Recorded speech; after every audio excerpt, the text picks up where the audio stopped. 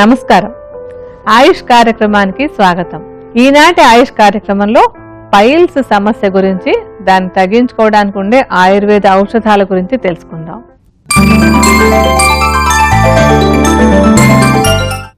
ఈ పైల్స్ అనేటువంటిది చాలా కామన్గా, అంటే చాలా సామాన్యంగా మనం వినేటువంటి ఒక సమస్య అన్నమాట. ఎక్కువ మందిలో కనపడేటువంటి సమస్య.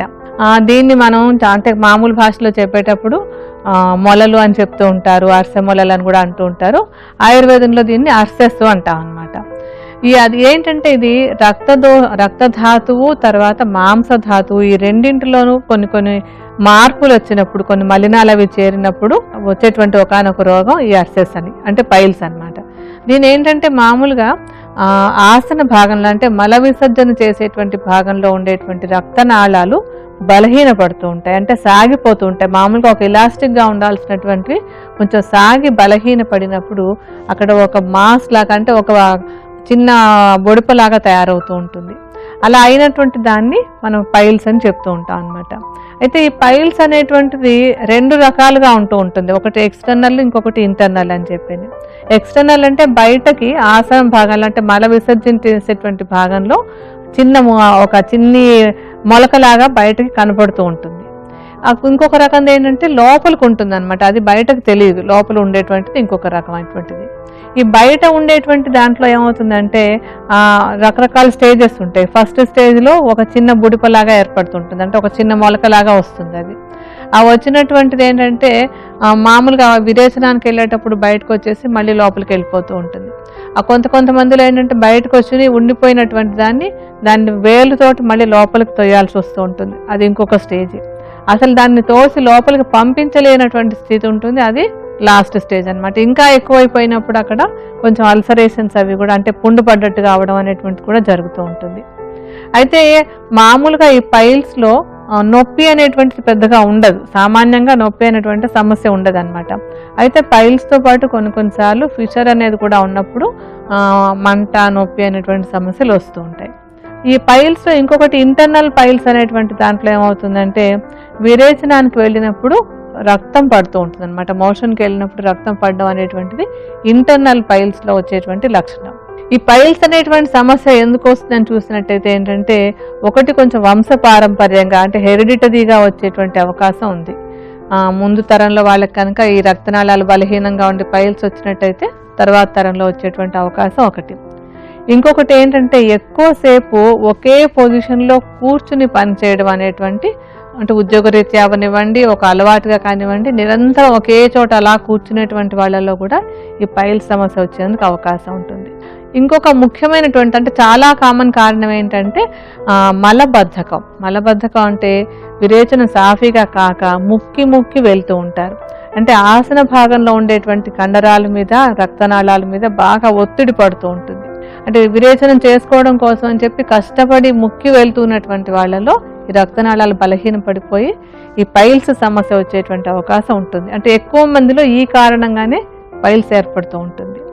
అయితే ఈ పైల్స్ సమస్య వచ్చినప్పుడు లక్షణాలు అవి ఎలా ఉంటాయని చూసినట్టయితే ఏంటంటే ఇవి కొంచెం పైల్స్ అవి ఉండటం వల్ల విరేచనం సాఫీగా కావడానికి అడ్డంగా ఉంటూ ఉంటాయి అన్నమాట.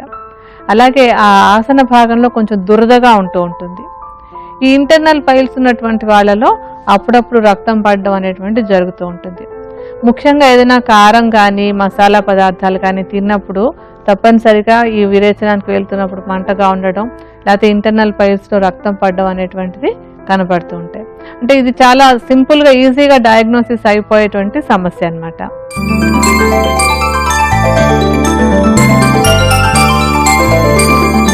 ఇంకా ఈ సమస్య నుంచి బయటకు పడడానికి ఆహారం చాలా ముఖ్యమైనటువంటి అంశం. ఆహారంలో ఏంటంటే పీచు పదార్థం ఎక్కువగా ఉన్నటువంటి ఆహారాలు తీసుకోవాలి. విరేచనం కనుక సాఫీగా అయిపోతూ ఉన్నట్టయితే ఈ పైల్స్ సమస్య రాకుండా ఉంటుంది. ఒకవేళ ఆల్రెడీ స్టార్ట్ అయినా కూడా అది నెక్స్ట్ స్టేజ్కి వెళ్లకుండా తొందరగా తగ్గించుకోవడానికి ఆహారం చాలా బాగా ఉపయోగపడుతుంది అనమాట. అంటే పీచు పదార్థాలు ఉన్న ఆహారాలు అంటే ఏంటి? తోటకూర, మెంతికూర, పాలకూర, ఇలాంటి ఆకుకూరల్లో ఏదో ఒక కూరని నిత్యం తీసుకోవాలి. ఆ తర్వాత పళ్ళన్నీ కూడా విరేచనం సాఫీగా అవడానికి బాగా సహాయపడతాయి. ద్రాక్ష పళ్ళు, అరటి పళ్ళు, బత్తాయి పళ్ళు, కమలా పళ్ళు, ఈ బత్తాయి పళ్ళు, కమలా పళ్ళు అవన్నీ కూడా ఏంటంటే చాలా మందికి ఆ తెల్లటి తోలను తీసేసి ఒట్టిగా లోపల ముత్యాలు తినే అలవాటు ఉంటుంది. అలా కాకుండా ఆ తెల్లటి పొరను కూడా ఉంచుకుని తినేసేయాలి. అలా తీసుకున్నప్పుడు ఏంటంటే సరిపోయినంత పీచు పదార్థం వచ్చి విరేచనం బాగా సాఫీగా అయిపోతుంది. అందుకని ఆ తెల్లటి పొరతో కలిపి తీసుకోవాలన్నమాట. దానిమ్మ ఒకటి, ఇలాగా రోజు పళ్ళు తప్పనిసరిగా తీసుకుంటూ ఉండాలి. ఇంకొకటి ఆహారంలో ఉపయోగపడేటి మరొకటి ఏంటంటే కంద. మామూలుగా అయితే మిగతా దుంపకూరలన్నీ కూడా మనకి ఈ పైల్స్ సమస్యతో బాధపడేటువంటి వాళ్ళకి అంత మంచిది కాదు, కొంచెం మలబద్ధకం అది చేసే అవకాశం ఉంటుంది. కానీ కందకి మాత్రం ఈ పైల్స్ సమస్యను తగ్గించే గుణం ఉంది. అందుకని ఆహారంలో వీలైనంత ఎక్కువ సార్లు కందని ఒక కూరలాగా వండుకునో పచ్చడిలాగా చేసుకునో తీసుకుంటూ ఉన్నట్టయితే పైల్స్ సమస్య తగ్గడానికి కంద సహాయపడుతుంది అనమాట. ఇంకా ఒకటి ఏంటంటే మజ్జిగ ఒక ఔషధం లాంటిది. ఈ పైల్స్ సమస్య ఉన్న వాళ్ళకి మజ్జిగే ఒక మందులాగా ఉపయోగపడుతుంది. అందుకని ఏంటంటే ఈ బిగినింగ్లో అంటే కొత్తగా మొదలైనట్టు ఈ పైల్స్ సమస్య కొత్తగా మొదలైనట్టయితే కనుక ప్రతిరోజు ఒక 2 గ్లాసుల పరిమాణంలో కమ్మటి మజ్జిగ, మళ్ళీ పులిసిపోయినటువంటిది కాదు, కమ్మటి మజ్జిగని ఉదయం సాయంత్రం తీసుకుంటూ ఉన్నట్టయితే కూడా ఈ పైల్స్కి ఆహారమే ఒక ఔషధంగా ఉపయోగపడడానికి మజ్జిగ బాగా సహాయకంగా ఉంటుంది. మరొకటి ఏంటంటే ఈ సమస్య ఉన్నటువంటి వాళ్ళు మనకి మామూలుగా మనం దానిమ్మ పండు అది తిన్నప్పుడు దానిపైన ఉన్నటువంటి తొక్కలు తీసి అవతల పారేస్తూ ఉంటాం. అలా కాకుండా ఈ పైల్స్ సమస్య ఉన్న వాళ్ళు ఏం చేయాలంటే ఆ తొక్కల్ని తీసుకొని వాటిలో కొద్దిగా నీళ్లు కలిపి బాగా నూరేసి రసంలాగా తీసుకోవాలి. ఆ తొక్కలోంచి రసాన్ని, దానిమ్మ గింజలు కాదు, దానిమ్మ తొక్కని దంచి రసంలాగా తీసి ఆ రసం సుమారుగా ఒక 30-40 మిల్లీలీటర్ల పరిమాణంలో పొద్దున్న సాయంత్రం కనుక తీసుకుంటూ ఉన్నట్టయితే పైల్స్ సమస్య తగ్గడానికి ఈ దానిమ్మ తొక్కలు కూడా చాలా సహాయకంగా ఉంటాయి. అందుకని ఏంటంటే ఇలాంటి ఆహారపరమైనటువంటి సూచనలు కొన్ని అలవాట్లు కనుక పాటిస్తూ ఉన్నట్టయితే పైల్స్ సమస్య పెరిగిపోకుండా ఉండడానికి అవకాశం ఉంటుంది. అలాగే మానేయాల్సినవి ఏంటంటే గరం మసాలాలు, కారాలు, మాంసాహారం అంటే జంతు మాంసాహారం అంతా కూడా తగ్గించేసుకోవాలి. నోటికి తర్వాత కడుపుకి ఏదైతే కొంచెం కష్టమైనటువంటి ఉంటాయో, అంటే నోట్లో మండేటువంటివి, నోటికి కాస్త ఇదే అనిపించేటివి, కడుపులో మండేటువంటివి, ఇటువంటి ఆహార పదార్థాలన్నీ కూడా మల విసర్జన భాగంలో అంటే ఆసన భాగానికి కూడా అలాగే మంటని కలిగిస్తాయి. అక్కడ కూడా ఈ ఇరిటేషన్ అవి తెస్తాయి. కనుక కారము, మసాలా, తర్వాత జంతు మాంసాలని తగ్గించేసుకోవాలి. సో ఆహార పరంగా ఇలాంటి మార్పులు చేసుకున్నట్టయితే కనుక ఈ పైల్స్ ఒక పెద్ద సమస్యగా కాకుండా ఉండడానికి అవకాశం ఉంటుంది. ఇంకా విహారంలోకి వచ్చినట్టయితే అంటే ఒక జీవన విధానంలో కూడా కొన్ని అంశాలు దృష్టిలో పెట్టుకోవాలన్నమాట. ముఖ్యంగా మలబద్ధకం లేకుండా ఉండేలాగా చూసుకోవడం. అంటే ఆహార పరంగా మనం కొన్ని అంశాలు చెప్పుకున్నాం, మలబద్ధకం లేకుండా ఉండడానికి కొన్ని ఆహారాలు తీసుకోవాలని. అలాగే ఏంటంటే మల విసర్జన సమయం అయినప్పుడు దాన్ని పోస్ట్పోన్ చేయకుండా టాయిలెట్కి వెళ్ళి ప్రశాంతంగా కూర్చుని ముక్కి వెళ్ళడం కాకుండా ప్రశాంతంగా విరేచనం అయ్యేలాగా ఒక అలవాటు చేసుకోవాలి.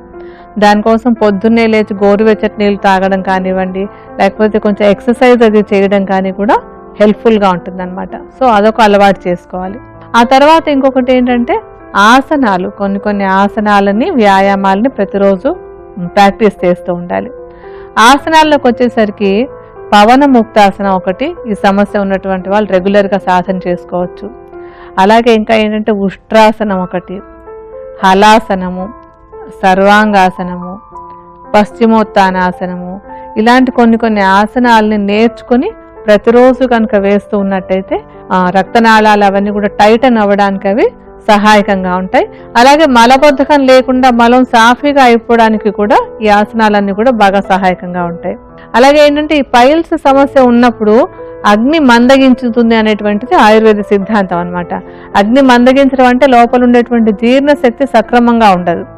ఆ జీర్ణశక్తి కనుక బాగుపడ్డట్టయితే కనుక అర్సెస్ తొందరగా అంటే పైల్స్ తొందరగా తగ్గిపోతాయి. కనుక జీర్ణశక్తి మెరుగుపడడానికి కూడా ఈ ఆసనాల సాధన అంతా కూడా బాగా తోడ్పడుతుంది. అలాగే ఇంకొక చిన్న అంశం చూడవలసినటువంటిది ఏంటంటే కొంచెం బయటకు ఎక్స్టర్నల్ పైల్స్ అది ఉన్నటువంటి వాళ్ళు ఆ రోజు కొంచెం సేపు ఒక టబ్ బాత్ లాగా అంటే ఒక తొట్టెలో కూర్చోవడం అనేటువంటి అలవాటు చేసుకోవాలి. అయితే ఈ తొట్టెలో కూర్చోవడానికి ఏంటంటే గోరువెచ్చటి నీళ్ళని తొట్టె నిండా పోసుకోవాలి. అంటే మనిషి కూర్చోడానికి అనువైన సైజు, ఎత్తు సమంగా ఉండేలాగా చూసుకోవాలి దాన్ని.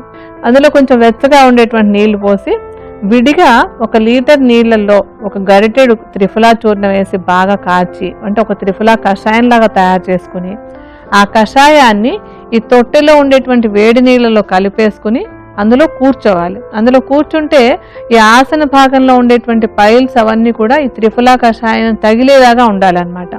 ఆ విధంగా రోజు ఒక 10 నిమిషాలు కూర్చుంటూ ఉంటే కూడా ఈ మొలలు లేకపోతే ఈ పైల్స్ తగ్గడానికి ఇది ఒక మంచి ట్రీట్మెంట్ లాగా ఉపయోగపడుతుంది. అంటే కొన్ని ట్రీట్మెంట్ సెంటర్స్లో కూడా ఇలాంటి ట్రీట్మెంట్స్ చేస్తూ ఉంటారు. అయితే మీ అంతటా మీరు ఇంట్లోనే కూడా ఈ విధంగా చేస్తున్నట్టయితే త్వరగా ఈ పైల్స్ తగ్గిపోవడానికి సహాయకంగా ఉంటుంది. పైల్స్ సమస్యను తగ్గించుకోవడానికి నేను 2 ఔషధాలు ఎలా తయారు చేసుకోవాలో, ఎలా వాడాలో ఇప్పుడు మీకు చెప్తాను.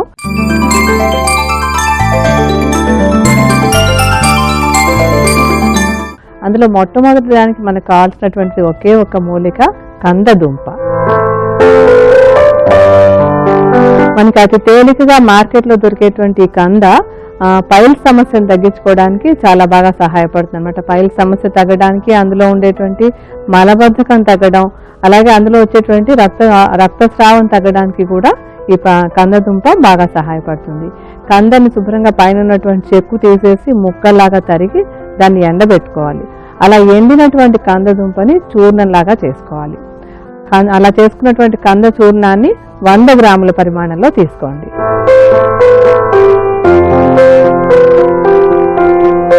కంద చూర్ణం తీసుకున్నాక ఇందులోకి మనకు కావాల్సింది మన ఇంట్లో ఉండేటువంటిదే బెల్లం. బెల్లాన్ని మెత్తగా చూర్ణంలాగా చేసేసుకోండి. అలా పొడిలా చేసినటువంటి బెల్లపు చూర్ణాన్ని ఇందాక మనం తీసుకున్న కంద చూర్ణంతో సమానంగా 100 గ్రాములు తీసుకోవాలి. ఈ కంద చూర్ణాన్ని బెల్లం చూర్ణాన్ని కలిపేసుకుని ఒకసారి కావలిస్తే మిక్సీలో తిప్పుకోవచ్చు, బాగా కలిసిపోయేలాగా. దాన్ని ఏం చేయాలంటే లడ్డూ లాగా తయారు చేసుకోవాలి.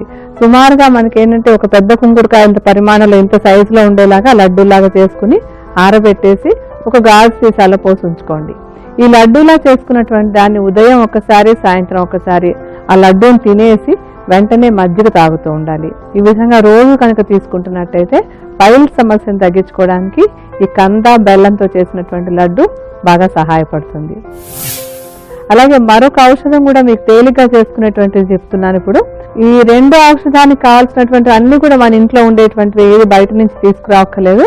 అందులో మొట్టమొదటిది సొంఠి. సొంఠిని కొంచెం నేతిలో వేయించేసి చూర్ణంలా చేసేసుకుని, అంటే రెగ్యులర్ ప్రోగ్రామ్స్ చూసే వాళ్ళందరికీ కూడా తెలుసు మనం ఎలా చూర్ణం చేసుకోవాలి అనేటువంటిది. ఇలా చేసుకున్నటువంటి సొంఠి చూర్ణాన్ని 50 గ్రాముల పరిమాణంలో విడిగా తీసి పెట్టుకోండి. తర్వాత మనకి వాము కావాలి. వాము కూడా ఇందులో అంటే ఈ పైల్ సమస్యను తగ్గించడానికి, అందులో ఉండేటువంటి అగ్నిమాంద్యాన్ని తగ్గించడానికి కూడా బాగా సహాయపడుతుంది. ఆ వామును ఒట్టిగా మూకుట్లో వేసి వేయించేసి చూర్ణంలా చేసుకోవాలి. ఈ చూర్ణాన్ని కూడా 50 గ్రాములే తీసుకోవాలి. తర్వాత మనం వేసుకోబోయేటువంటిది కొంచెం అంటే ఈ మామూలుగా ఇంట్లో ఉండదు, కొద్దిగా బజార్ తెచ్చుకోవచ్చు, తేలిగ్గా దొరికేటువంటిదే చిత్రమూలం. ఈ చిత్రమూలం కూడా ఏంటంటే పైల్స్ లో అగ్నిమాంద్యం అనేటువంటి సమస్య ఉంటూ ఉంటుంది. అది దాన్ని తగ్గించడానికి చిత్రమూలం బాగా సహాయపడుతుంది. చిత్రమూలం చూర్ణాన్ని చేసుకుని దాన్ని కూడా 50 గ్రాములే తీసుకోవాలి.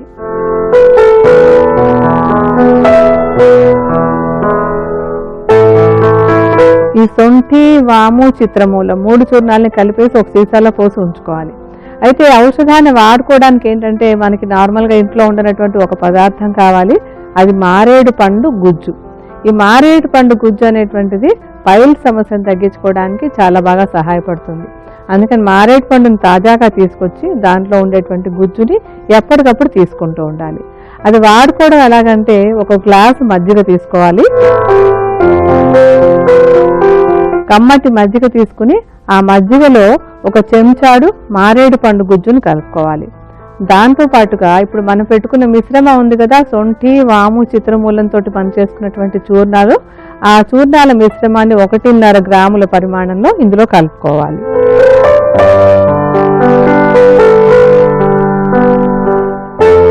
మారేడు పండు గుజ్జు, మన చూర్ణాల మిశ్రమం రెండింటిని కూడా ఈ మజ్జిగలో కలిపేసుకుని ప్రతిరోజు ఉదయం ఒక్కసారి, సాయంత్రం ఒకసారి కనుక తీసుకుంటున్నట్టయితే పైల్స్ సమస్యను తగ్గించుకోవడానికి ఈ ఔషధం చాలా బాగా సహాయకంగా ఉంటుంది.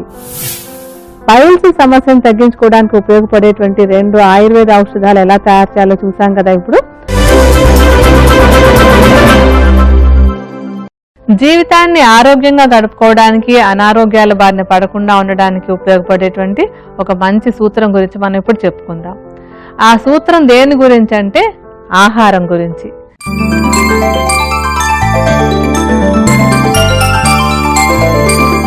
మామూలుగా ఏంటంటే ఈ సృష్టిలో ప్రాణం ఉన్న ప్రతీది కూడా పుట్టడానికి కారణమైనటువంటిది ఆహారం. అన్నాద్ భవంతి భూతాని అనేటువంటిది మనకి భగవద్గీత సూత్రం.